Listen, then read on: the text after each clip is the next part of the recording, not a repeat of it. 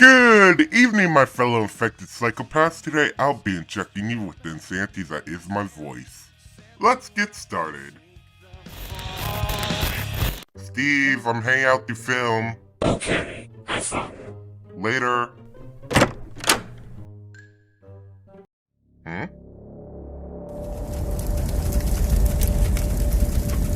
Ah!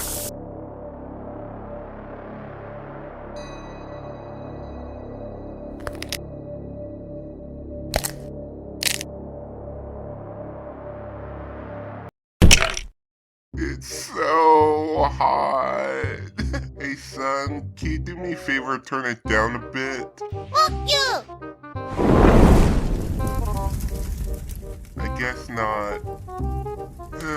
I guess I have to make something then to cool me off. It's so hot. Being a northerner in Texas is not a very pleasant experience. The summers alone could get into damn hundreds. There are ways that I can beat this horrid heat. I could make a giant freeze ray to aim at the sun, but if you're like me, you have a goddamn nagging test dummy that'll get on your case if you make a tool. So we're going with the second option.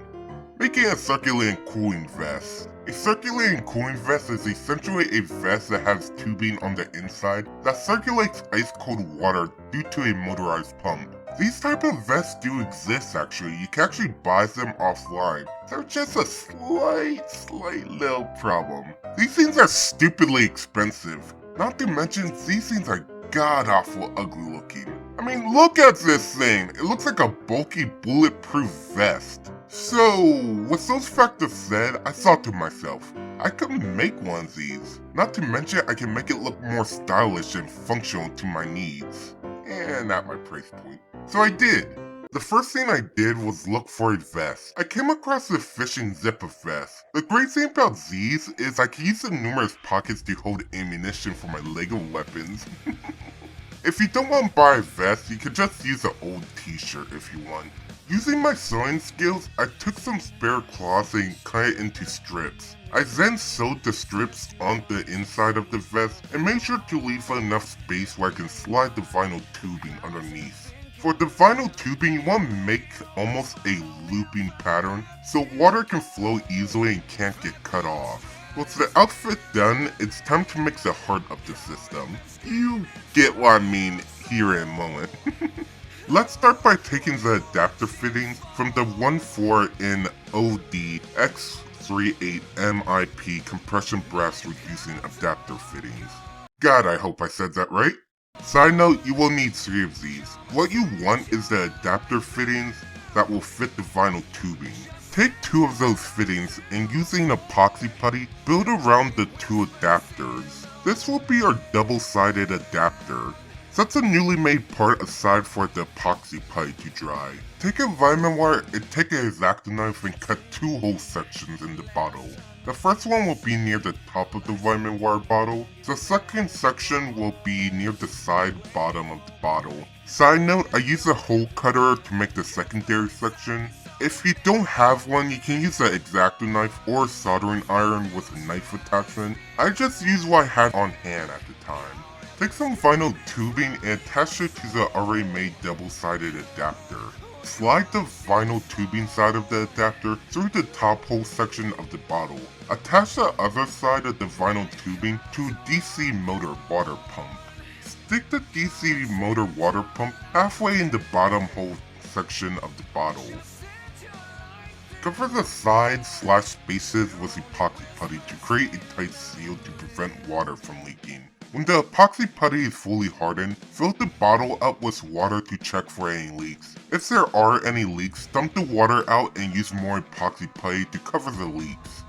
I realized right when I was about to finish up the wiring, there might not be enough water storage space to fully circulate around my vest.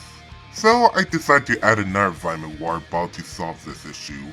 I use a Dremel tool with a circular saw attachment and cut the 2 bottles in a way where I can stick them together with epoxy putty. I then filled up the bottles with water to test for any leaks. I took one of the bottle caps to poke a big enough hole where I can push through a fitting adapter. I then use the epoxy putty to make sure it stays put.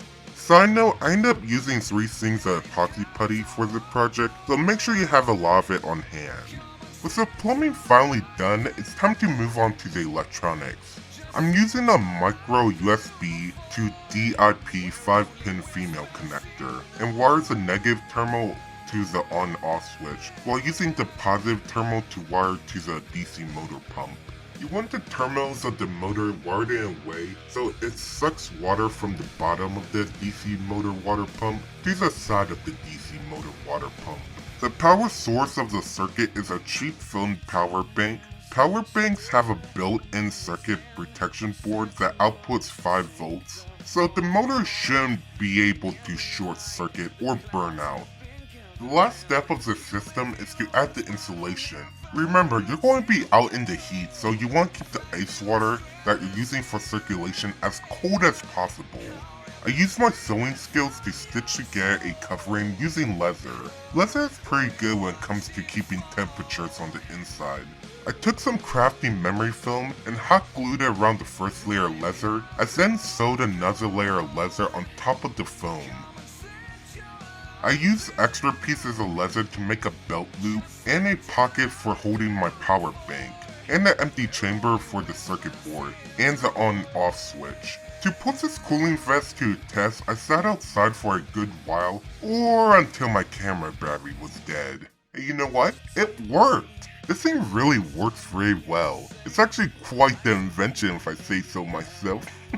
The only downside is that I do have to carry a thermos filled with some ice to change out the water temperature. But other than that, this thing keeps me pretty cool, if you know what I mean. But that's all the time we have today for this class of Arsenal. Make sure to like and subscribe. Also, check out my other videos. Until next time, see ya later, you psychopaths.